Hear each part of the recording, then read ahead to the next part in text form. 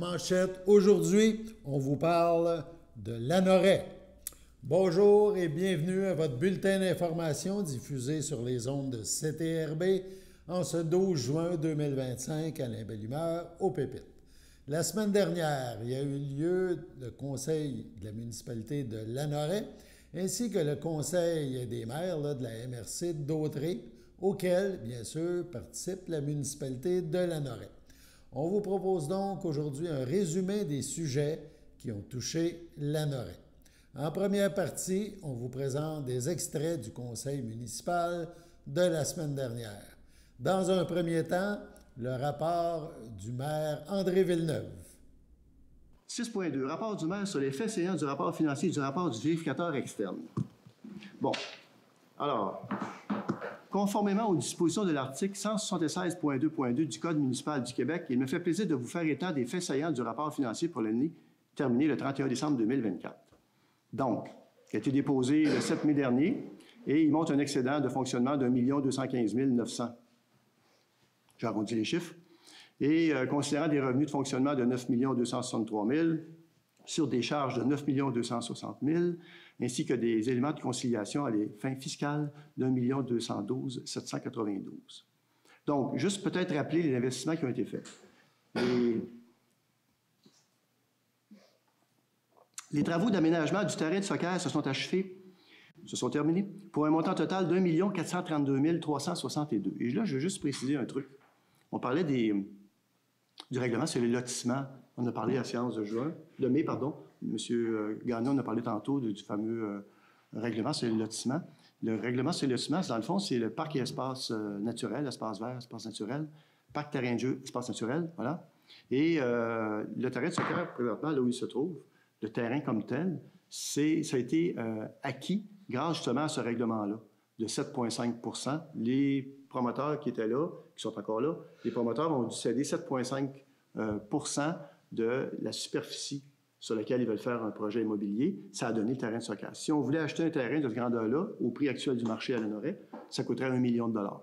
Fait que donc, c'est 1 million de dollars qu'on n'a pas eu besoin de payer parce qu'on avait le projet, le règlement sur le lotissement, justement, qui nous a permis de faire l'acquisition de cela. Donc, ça a coûté 1 432 362. La municipalité recevra 251 279 de la subvention TEC. La TEC, c'est la taxe sur l'essence Canada-Québec, et 125 000 du programme de soutien aux infrastructures sportives et récréatives de petite envergure.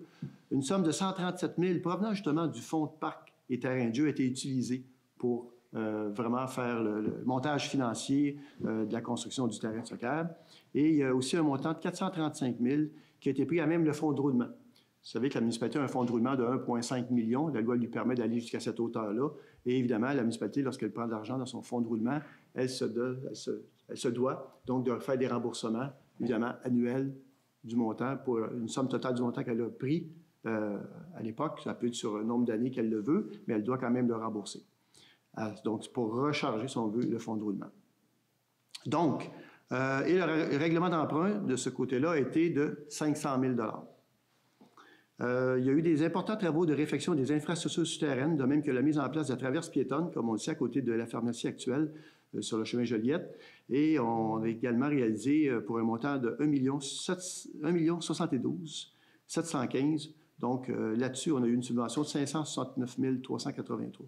Donc les travaux qui ont eu cours au coin de chemin Joliette, entre autres, et la rue Notre-Dame, vous vous rappelez l'année passée, et la traverse piétonne, on parle d'1 072 au total avec une subvention de 569.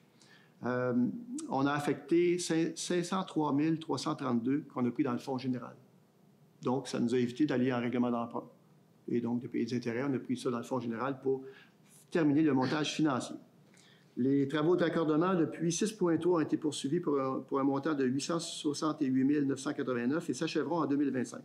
Le total du projet se chiffre à 1 988 779 au 31 décembre 2024. Qu'est-ce qu'on a fait? On a aussi participé financièrement aux travaux d'agrandissement de l'école primaire pour une somme de 109 000 en 2024, amenant sa participation financière à 326 509. Ce qu'il faut savoir, c'est que la municipalité a une entente. On a une location de 25 ans de mémoire d'un local qui est près du gymnase pour justement permettre aux gens qui utilisent le gymnase après les heures de cours, après les heures de classe, de pouvoir mettre le matériel, de ne pas avoir à traîner leur matériel à chaque fois. Donc, on a un local qui est dédié uniquement à la municipalité pour les 25 prochaines années. On a fait des travaux de scarification, pavage et planimétrie de la surface de la patinoire. Ils ont été réalisés pour une somme de 79 000 et on poursuivra en 2025. On terminera en 2025. Les travaux devraient être terminés avec une surface de deck hockey, donc d'ici la fête nationale. Là-dessus, on est allé chercher une subvention dans le pacte rural de 83 000 $. Donc, c'est une somme qui est réservée pour la municipalité, mais encore pour avoir accès à cette somme-là, faut-il présenter des projets? Et on avait présenté le projet, donc de la patinoire. Une réfection complète des planchers de la bibliothèque, comme vous avez pu le remarquer, ainsi qu'un rafraîchissement du mobilier ont été faits pour une somme de 85 435 $. Et on a fait l'acquisition d'un tracteur versatile utilitaire, ainsi qu'un souffleur pour un montant de 294 000 $. Sur ce montant, 258 000 $ ont été pris, encore une fois, sur le fonds de roulement, qu'on doit rembourser annuellement une somme sur un étalement de 5 ou 10 ans. Donc, tout le monde a remarqué que la municipalité affiche une croissance de développement assez importante. Et c'est indéniable que l'offre de services et nos infrastructures doivent évoluer au même rythme. La municipalité de Lanoraie maintient sa volonté d'offrir des services de qualité arrimés aux attentes et aux besoins de la population, et ça, tout en respectant plus que jamais son engagement envers les contribuables quant au contrôle des dépenses et le taux de taxation. D'autre part, il est important de rappeler qu'une partie de l'excédent a été affectée à l'exercice financier 2025, soit un montant de 653 000 $. Quand on recule un peu dans le temps, on remarque que la municipalité va souvent aller prendre dans le surplus pour balancer son budget. Quand ce surplus-là provient de projets qui n'ont pas été réalisés, c'est parce qu'on a planifié des projets dans une année, puis on ne l'a pas fait, mais on avait taxé les gens. Alors, ce n'est pas nécessairement une bonne idée de prendre cet argent-là. Si on l'apprend, ben on l'apprend pour justement terminer ces projets-là dans l'année qui va suivre, pour ne pas taxer deux fois les citoyens sur un même projet. Enfin, je dis ça parce que je trouve ça important. On s'était approprié l'année d'avant pas loin d'1 million dans le surplus pour balancer. Cette année, on s'est approprié 600 quelques mille, puis j'ose espérer que le prochain budget, on va s'approprier encore moins pour arriver à un moment donné à équilibrer tout ça. Donc, on taxe les gens pour des projets, on réalise les projets. Si on ne les réalise pas, on garde cet argent-là pour les réaliser l'année suivante, mais pour ne pas taxer deux fois les citoyens. Donc, d'autre part, il est important de rappeler qu'une partie de l'excédent a été affectée à l'exercice financier 2025, comme je viens de le dire, 653 000 $. Le fonds de roulement a été utilisé. Donc, voilà, nous pouvons constater à la lecture du rapport que la municipalité de Lanoraie affiche une excellente santé financière. Et ce n'est pas moi qui le dis, c'est le vérificateur. Il est administré de façon à maximiser chaque dollar investi. Nous mettons tout en œuvre pour vous proposer des services de qualité tout en respectant nos moyens financiers. Il est également important de mentionner que le profil financier édition 2023-24 du ministère des Affaires municipales et de l'Habitation est disponible sur notre site Internet. Allez voir ça. Vous allez voir que la situation financière de la municipalité, elle est excellente. Je vais dire, elle est bonne, mais elle est excellente. Lors de la séance du 3 juin dernier à Lanoraie, il était question d'un règlement d'emprunt de 2 262 188 $. On retourne au conseil municipal. Alors, ça nous amène à 6.1, règlement 142-2025, décrétant un emprunt de 2 262 188 $ pour des dépenses en immobilisation, certificat du résultat de la procédure d'enregistrement des personnes habiles à voter. Le directeur général et greffier trésorier fait une lecture sommaire du certificat du résultat relatif à la procédure d'enregistrement des personnes habiles à voter concernant le règlement d'emprunt 142-2025 pour des dépenses en immobilisation. Monsieur le directeur général, est-ce que vous pouvez nous lire la certification, s'il vous plaît? Certificat résultat de l'approbation d'enregistrement des personnes habiles à voter, municipalité de Lanoraie, je, Marc-André Maheu, greffier ou secrétaire trésorier, atteste qu'à la suite de la procédure d'enregistrement relative au règlement 142-2025, ayant pour titre règlement 142-2025, décrétant un emprunt de 2 262 188 pour des dépenses en immobilisation. A. Le nombre de personnes habiles à voter établi est de 4 676. B. Le nombre de demandes requis pour qu'un scrutin référendaire soit tenu est de 479. C. Le nombre de demandes faites est de 21. Par conséquent, je déclare que le règlement 142-2025 est réputé approuvé par les personnes habiles à voter. La lecture originale a été faite à Lanoraie le 2 juin 2025 à 19h et ça a été signé par moi-même. Parfait, merci. Donc, ça fait en sorte que mais ça ne prend pas de résolution, c'est un rapport, donc une déclaration, un rapport qui est déposé par le directeur général. Je veux quand même revenir un peu sur le sujet. Je pense que c'est important. Il y a quand même 21 personnes qui se sont déplacées pour venir le signer. Par ailleurs, je veux dire que moi, je remercie la population. Honnêtement, je remercie la population. C'est une marque, moi, je vois ça comme une marque de confiance.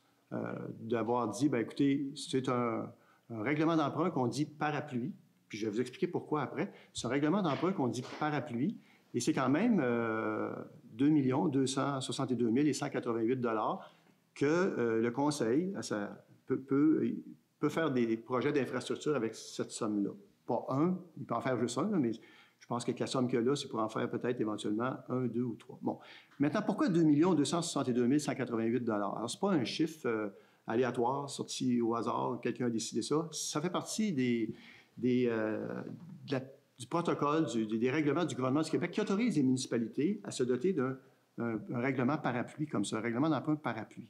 Alors, le 2 262 188 $, il est établi selon la richesse foncière de la municipalité. La richesse foncière, si on additionne tous les immeubles et terrains du territoire de Lanoraie, c'est 900 millions et des poussières.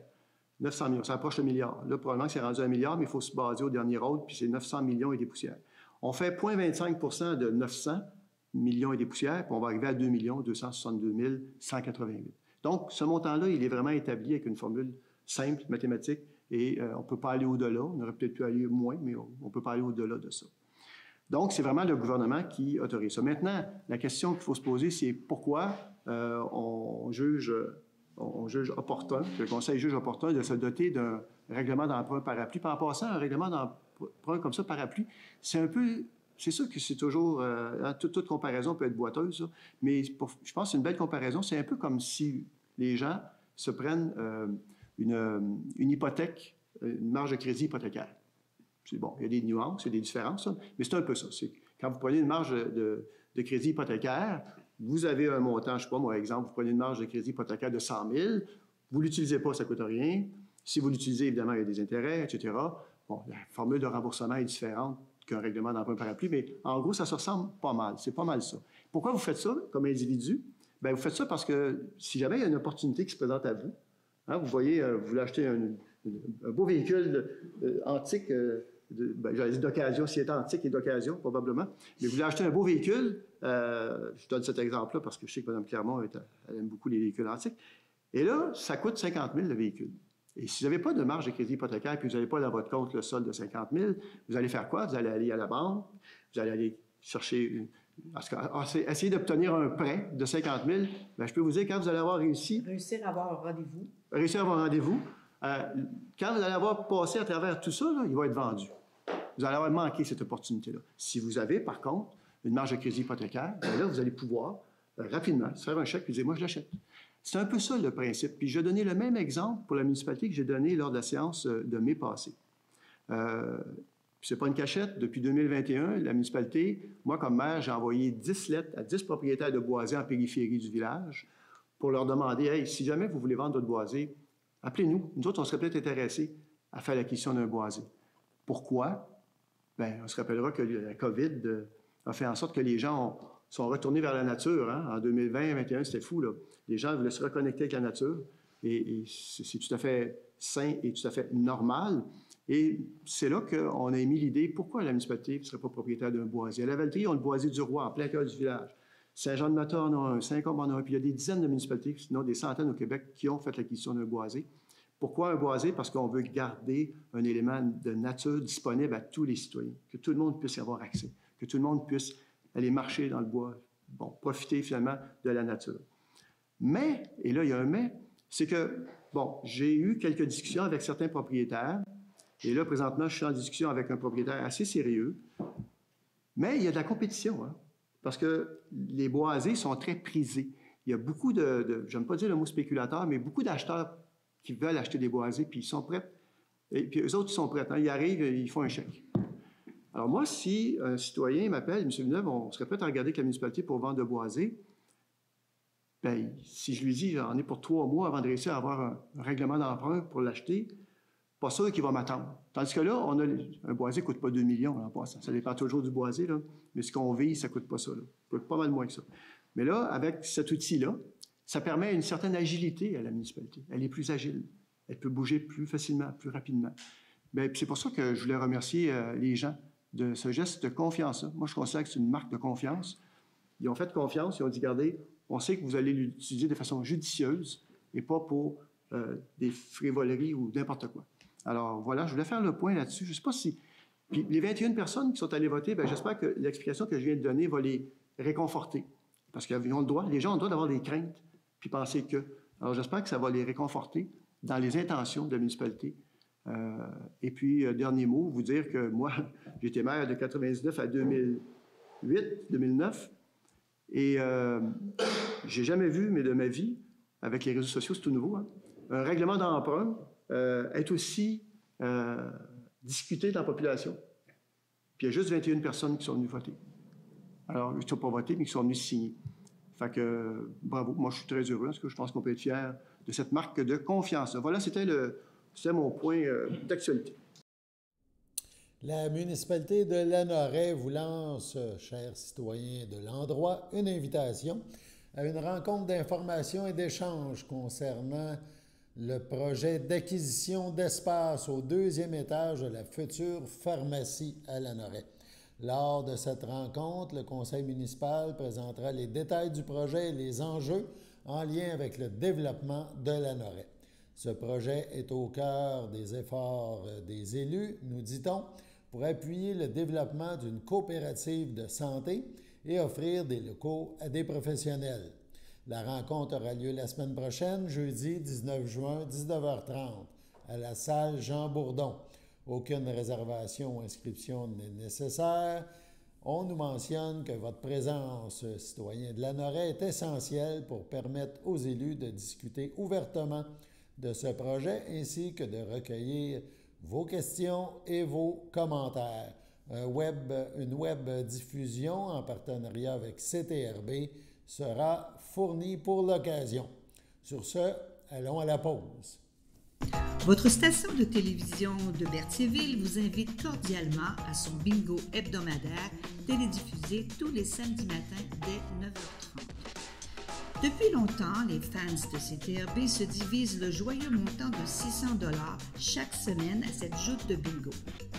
N'oublions pas non plus le super bingo mensuel d'une cagnotte de 2000 $ que vous pourriez vous partager chaque premier samedi du mois. Un moment de fébrilité qui pourrait devenir payant pour plusieurs d'entre vous. Pour vous procurer ces fameuses cartes de jeu, les dépositaires participants sont à Berthierville, le dépanneur Formule 1, la station-service Arnois sur le boulevard Gilles-Villeneuve, le marché IGA Extra Famille Mont-d'Or sur la rue Gabriel-Brissette, le marché Métro Boucher sur la rue Notre-Dame et la pharmacie Proxime sur la rue Frontenac. À Saint-Ignace de Loyola, le dépanneur Proxy sur la rue de la Traverse, la boucherie Aldo sur le rang Saint-Michel. C'est donc un rendez-vous hebdomadaire chaque samedi matin à 9h30 sur les ondes de CTRB, votre télévision locale et régionale, celle-ci toujours en haute définition. Toute l'équipe de CTRB vous remercie de votre fidélité et vous souhaite bonne chance.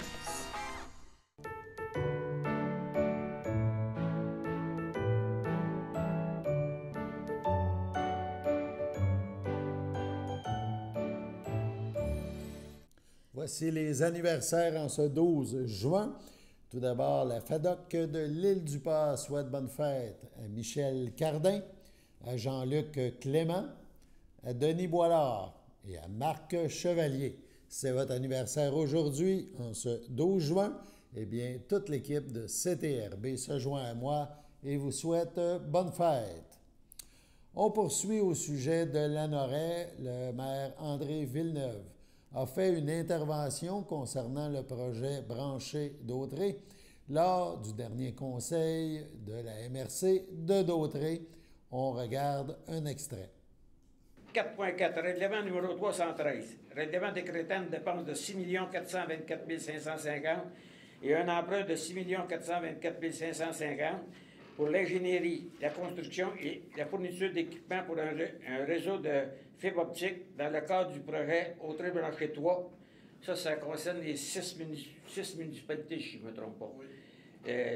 L'étape d'adoption du règlement d'emprunt pour Autrey Blanchet 3, parce que là, on l'a adopté, puis M. Villeneuve avait donné l'avis de motion, vous en faites la proposition.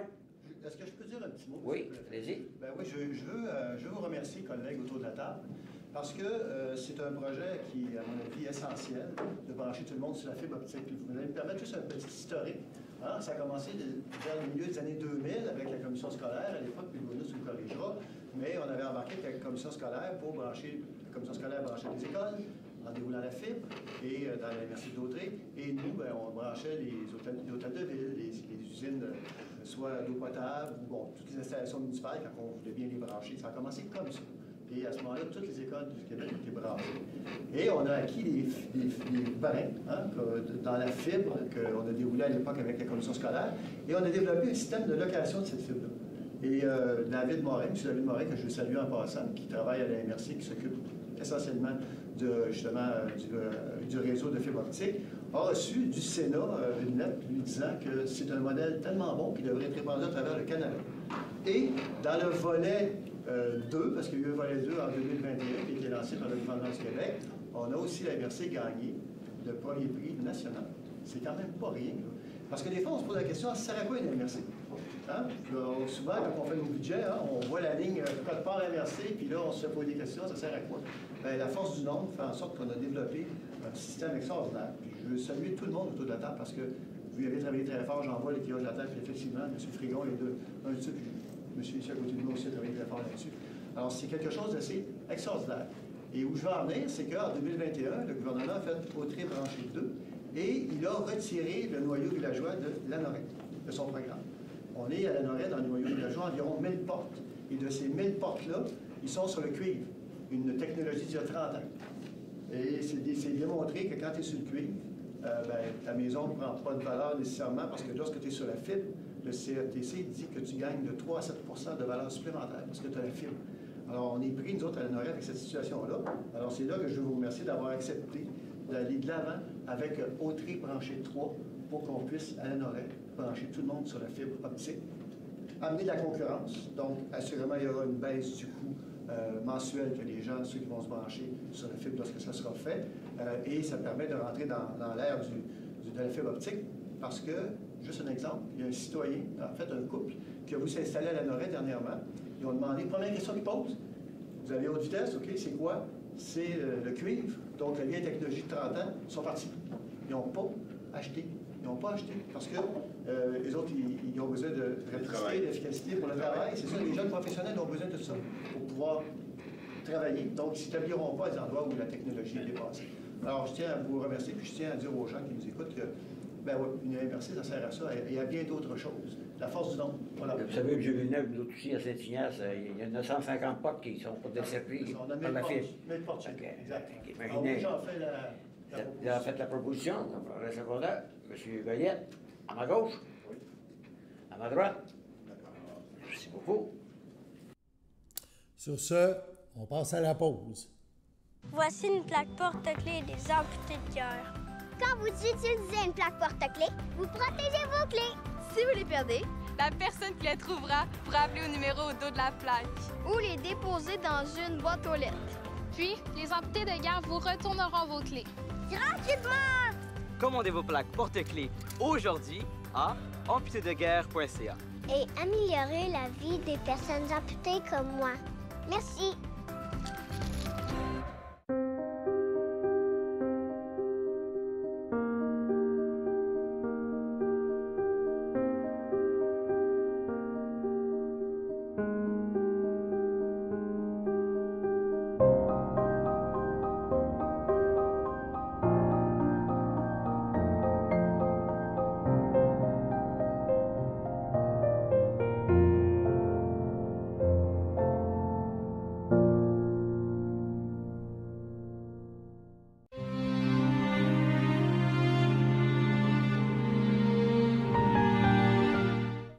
Au CHDL de Saint-Charles-Borromée, le 20 mai dernier, à l'âge de 99 ans, est décédée Mme Denise Brissette, fille de feu Edmond Brissette et de feu Marie-Berthe Mercure, demeurant à Berthierville.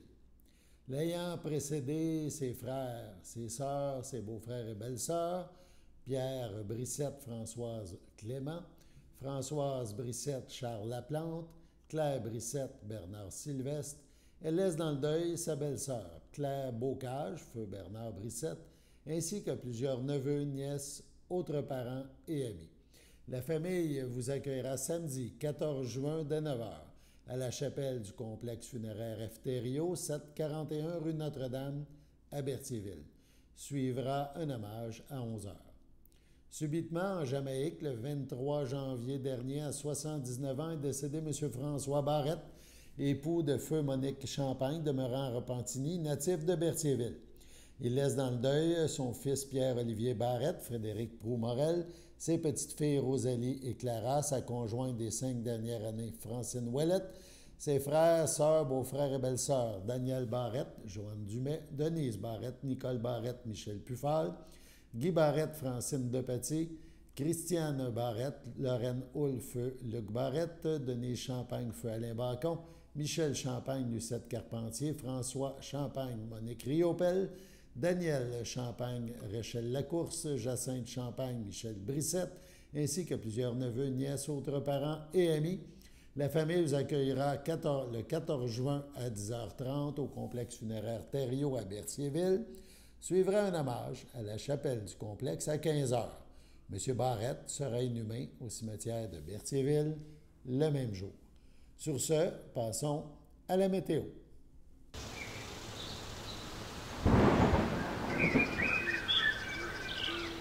Bienvenue à votre météo de cette semaine. Aujourd'hui, jeudi soir, ce sera généralement ensoleillé.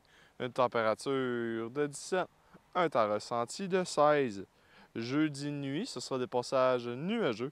Une température de 9, un temps ressenti de 7. Vendredi matin, ce sera ensoleillé avec passage nuageux. Une température de 11, un temps ressenti de 9. Vendredi après-midi, ce sera ensoleillé avec passage nuageux. Une température de 19, un temps ressenti de 19. Vendredi soir, ce sera un ciel variable. Une température de 16, un temps ressenti de 16. Vendredi nuit, ce sera un ciel variable. Une température de 10, un temps ressenti de 9. Et voilà, c'était tout pour votre météo.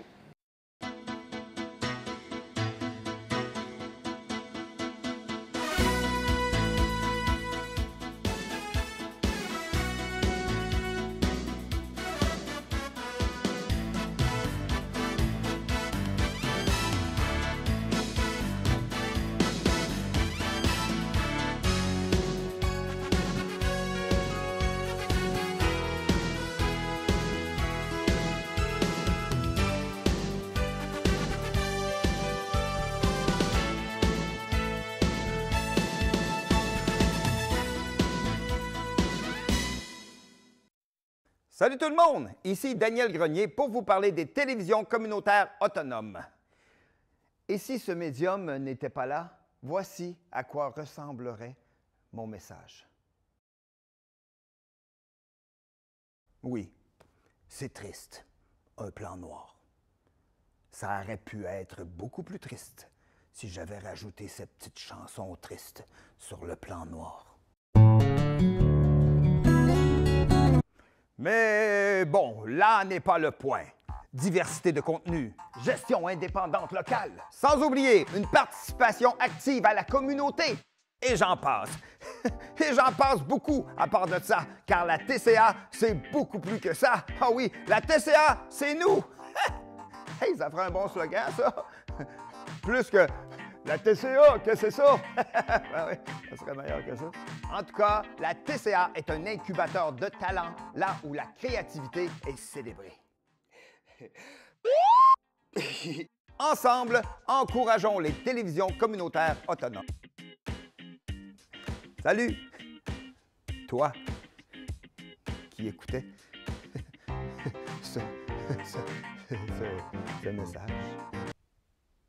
J'ose ma télé communautaire.